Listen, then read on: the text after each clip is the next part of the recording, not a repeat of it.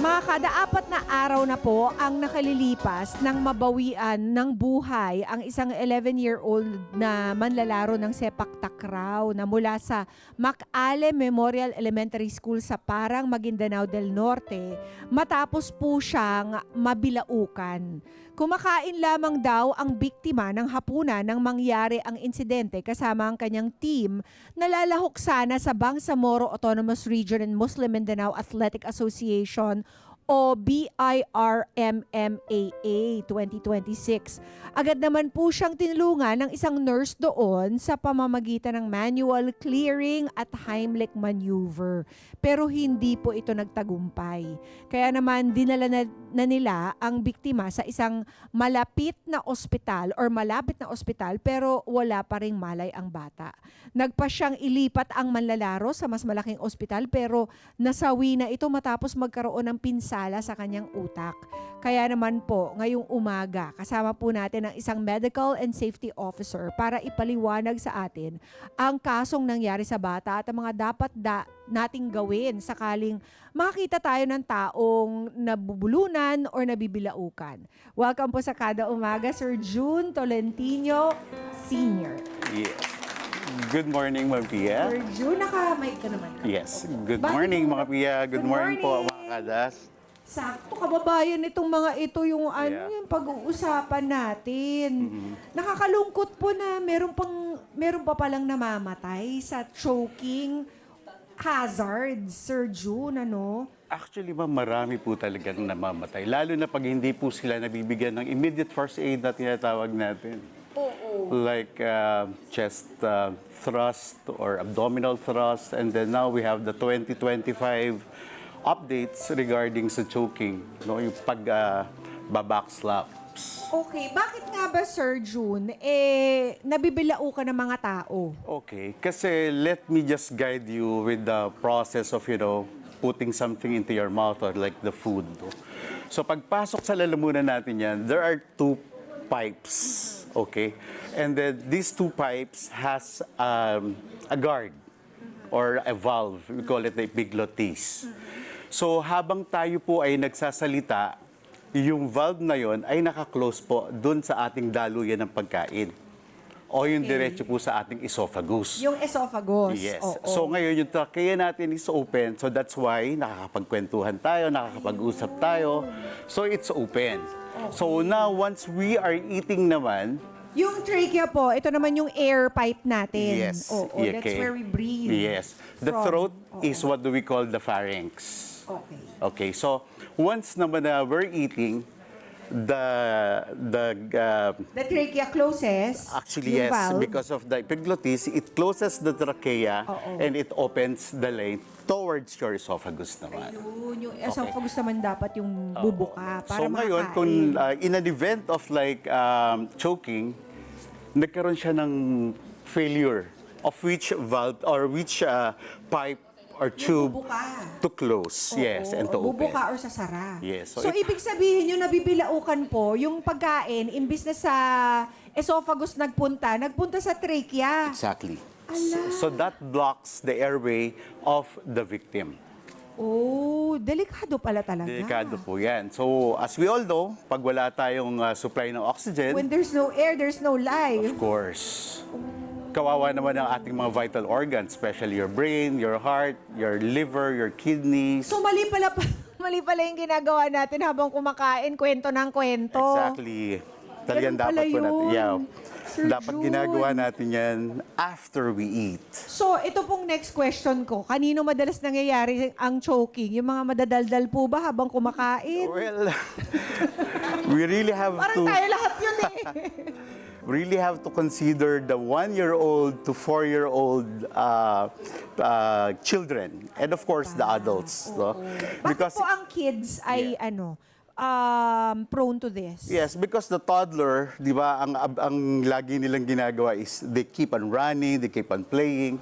Tayo namang mga parents, we want to feed them, so hinahabol pa natin sila eh. Just to feed them. So ngayon, yung activities nila can also disrupt dun sa proper, chewing of the food. So it blocks somehow. And then there is this behavior ng mga bata na, from the thing that they can grab and then eventually Oo nga, they eat everything. they eat everything. Kaya, The hand-to-mouth they tell you behavior. everything is a choking hazard Yes, kapag yes. ganyang stage, ano? Yeah. Kasi lahat sinusubo, Dapat lahat friendly tayo tinatry. sa loob ng house din natin. It's their way of discovering the world din Exactly. kasi. They put it Yeah. in their mouths. Very Kaya true. napaka-importante po na itong lesson natin na ito because it doesn't only pertain to food that went in the wrong pipe. It also pertains to yung mga bagong parents. Yes. Para sa mga bagong parents din to with small kids na lahat sinusubo, lahat dinidiskubre. Kaya ano po yung pinakauna? First of all, how do we know when someone is already choking? What does it look like? What does it sound like, Sir Ju? Okay. First is makikita mo dun sa tao na parang nahihirapan siyang huminga. No? So we can say that the patient is partially, or sabihin natin yung airway is partially obstructed. So with that, we convince the person to cough forcefully. If the person can still cough, meaning hindi pa total block yung So, kanyang ang daanan. itsura niyan, sir, or ang pakiramdam niyan, Nag-worry na siya. parang hindi ka talaga maka-inhale. Something Oo. like that. So, pag ganun na yung ginagawa nila, you force them to cough hard. Yes. Para matanggal yung bara Yes. kung meron man. And then Okay. you will ask them, nabibilaukan ka ba? Or nabubulunan ka ba? And if they just nod at hindi sila nakapag-utter a word, then nag-uumpisa na yung ating blockage, total blockage of the area. So, technically, hindi sila makakapagsalita kapag sila ay nabibila. Mangingitim na sila. You could see in their faces na, kumbaga ba, medyo nangingitim na or bluish na, we call it cyanotic. How soon before that happens? Actually, Mabilis lang po ba yun? Mabilis lang Yung yan. biglang mangingitim na yung mukha? Yeah, in a matter of 2 to 3 minutes, makikita mo talagang nade-deprive na sila ng oxygen. And there's this feeling of doom within them. Oo. Nararamdaman nila na nahihirapan na sila talagang huminga. So napaka-important, napakahalagang umaksyon agad. Ano po yung unang gagawin after telling them to cough hard? Okay. If the patient or the victim can still cough, hayaan natin sila na umubo. And then pag hindi na, then that's the time we have to act fastly. Okay. Ano po yung unang gagawin? Okay. So, will I demo it now? Yes, meron tayong demo. Okay. So, let me stand. So, if the patient is sabihin natin talagang naghihirapan na, makita mo naman yung kanyang position eh. He's holding his neck. This is the universal, call it the universal sign of choking. So, nakaganon na siya. So, eventually, pag tinanungan natin at kung nabubulunan na ang pasyente at sinabi niyang nods, so puntahan mo na kagad siya sa gilid niya and then i-approach mo na siya if the patient is standing. Okay.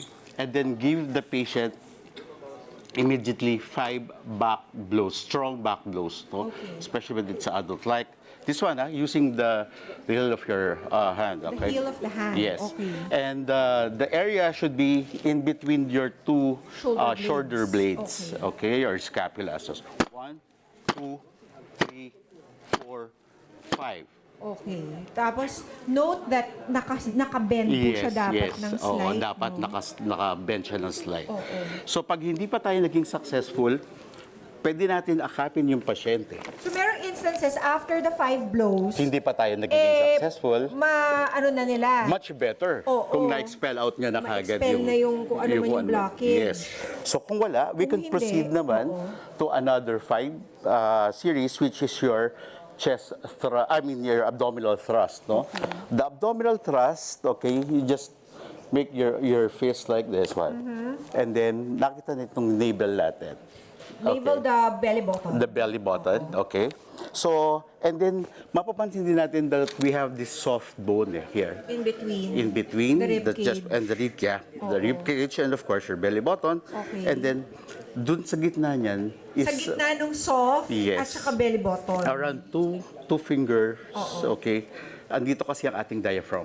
And there's air in there. So we have So, to 2 compress fingers it. from your belly button. Yes. This is what you do. Yeah. Okay. So kung nakatayo yung pasyente, pabukayin lang natin yung legs ng pasyente and then Okay. insert your legs in between them. Your 1 foot. Ah, okay. Okay, In between so, their 2 legs. Okay. Kasi in an event of like mawalan siya ng malay, at least pwede mo siyang suportahan. Yes. Okay. Okay, so ito yung tinatawag nating abdominal thrusts, okay? Using the pushing inward then upward. In and up. Okay, it's like Isang movement inward, lang yun. upward, 5 also. Okay. You have to do so, it five. 1, 2, 3. 4, 5. Can I see your Okay. hand position? Parang Okay. the side of your Yeah. fist pala. Yes, this one. Oo. Bali Okay. dito, gaganon. 1, Halika nga, Jay. Two, Halika, dali. 3, Kunin natin yung 4, almusal mo. 5. Okay?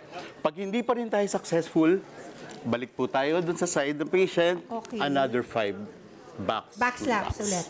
Okay. 1, 2, 3, 4, 5. And then, Okay. pag hindi pa rin siya saging successful, balik ulit tayo sa kanyang chest thrust. Yung pong yung, what do you call this again? The stomach. Yeah. Your diaphragm area. Oo. Apo. That's the Heimlich maneuver. Yes. Ayun na yun. Yes. Your Yung abdominal gumagamit thrust. ng abdominal thrust is actually the Heimlich. Heimlich maneuver. Ayun. Okay. So, sir, kahit hindi kami trained like you, we can do this. Of course, that's the advocacy of the DOH. Sana man lang maikalat natin itong ganitong klase ng first aid to at least one member of each household. Yes, tama. Dapat lahat tayo kahit papano may kaalaman. And how effective is this, sir? Well, Itong at least you have you have an idea of what to do, especially pag may nangyaring ganitong klase. Correct. But if worst comes to worst, you failed. Mawawalan ng hininga ang pasyente, mawawalan ng pulso. So the last thing that we have to do is CPR. CPR na. Even with a bara in the Yes. Pwede yun. Yes. Naku, kaya ba natin mag-CPR, sir? Well, sabi ko nga, everything can be learned, can be of trained, di ba? course, yeah. Kung isasubmit lang natin yung sarili natin open-heartedly and we are much willing to save lives, paano kung halimbawa at member na lang ng ating pamilya? Kasi sir, sige, Yeah. una tayo ulit. How important na, kasi in a matter of how long can a victim die kung Yeah. hindi ito magawa? Hanggat kaya nating i-perform yung tinatawag nating Heimlich maneuver, okay, we have to do it. Sabi ko nga, kung nawalan na ng hininga ang pasyente dahil hindi tayo naging successful, that's the last thing that we have to do. Pero of perform course, the sir, CPR. habang ginagawa natin to, pwede na rin tayong tumawag Yes. sa, ng 911. Yes, actually, the activation of the EMS should fall Emergency medical services. Okay. Yes. So dapat dun pa lang sa natawag ka or na-inform ka na there is somebody who's choking, dapat na-activate na natin ang ating EMS. Okay. So, that's the first thing you do. Yes. And then the emergency First aid technique. first aid techniques that you showed us. Yes. Yun. Okay. Kaya maraming salamat, Sir Thank you very Jun. much din po for letting me share this this skill. Opo. Next time, CPR naman po. Yes. Anytime, ma'am. Diba, Of course. Sir Jun? At ano po ba ang ma-advise natin sa ating mga kada when it comes to eating? Okay. If Para you, hindi sila mabilaukan. if you have toddlers inside your houses or your households, lagi niyo po silang babantayan, especially during the time na sila po ay kumakain, So wag po nating hayaan silang patakbo-takbo. And of course, a proper chewing of your food, It is also important din po. And kumbaga ba, hindi tayo kailangang nakipagdaldalan o makipag-usap while we're doing the eating. Tama. Kaya Okay. may wisdom po talaga yung tinuturo ng mga magulang natin na don't talk while your mouth is full. Kasi hindi lang disgusting. Baka makamatay pa. And also for the if we have like mga lolo and lolas na who have, sabihin natin may mga dentures, na we have to tell them na paggabi, wag na nating hayaang nakakabit ito especially kung medyo mga loosened dentures na, that can also an item na pwedeng mag-block. Hazard. Ito po bang tinuro niyo sa aming first aid, Sir June? How long can you keep doing it? Until the person is already Yes. breathing normally Yes. or until the EMS comes? diba? Well, kung meron po tayong dumating na mga EMS providers, then we could, submit the victim to them. Oo. Kasi mas malawak ang kanilang kaalaman pagdating sa ganitong klase ng Tsaka, situation. dapat talaga agarang gawin itong first aid na Yes. ito. Because like what happened to our victim, this 11-year-old kid, talagang na-paralyze na siya. Yeah. Yung brain niya, naapektuhan na rin because Yes. of the lack of oxygen. And then finally, namatay na siya talaga. Sad to hear that. Oo, kaya mga kada, napaka-importante po ng tinuro ni Sir June sa atin ngayong umaga. Sana po i-practice ninyo sa inyong mga bahay and be aware of this. At least, sabi nga ni Sir June, at least one member of the household sana marunong gumawa nito. And for any other help, Sir June, paano po ba kayo pwedeng makontak? Okay, I have an IG account that's at Medic June. June spells Jhune. And then sa Facebook, it's June Tolentino Jr. So, dun nyo lang ako pwedeng makontak. Alam mo, napakahalaga po ng tinuro niyo, Sir June. Ano-ano pa ba yung kailangan malaman ng bawat kada natin? At least one member of the household, yung Yes. CPR, itong Yeah. first aid when it comes to choking. Yeah. Ano pa po? Marami pa tayo. About We have- fire siguro Yes, din, also. no? Especially Oo, ngayon, kaya- marami ng fires na nangyayari sa ating paligid. And most of us, we don't know what to do. Di ba? Baka instead of makatulong tayo, makasama pa tayo. Kaya mga kada, ugaliin pong tumutok lagi dito sa kada umaga. Itatakel po natin lahat yan. Para, syempre, ayaw natin mangyari itong mga ganitong klaseng emergencies. But in the event that it does happen, at least we can save a life. We can save our property, di ba? Kaya napakahalaga po na tumuto kayo sa amin araw-araw. At dahil ang simple mga pangyayari na maituturing, katulad po ng pagka-choke, may malaki ring posibleng kaharaping kapahamakan kung hindi natin ito maagapan. Kaya hinay-hinay lang po sa pagkain, hinay-hinay lang po sa pagchika habang kumakain, agad humingi ng tulong or agad aralin itong itinuro namin sa inyo para kayo na yung ekspertong makakatulong, 'di ba? At makaka-save ng buhay at makakaano. Let's get together. Sunnet 25. Sunnet 25.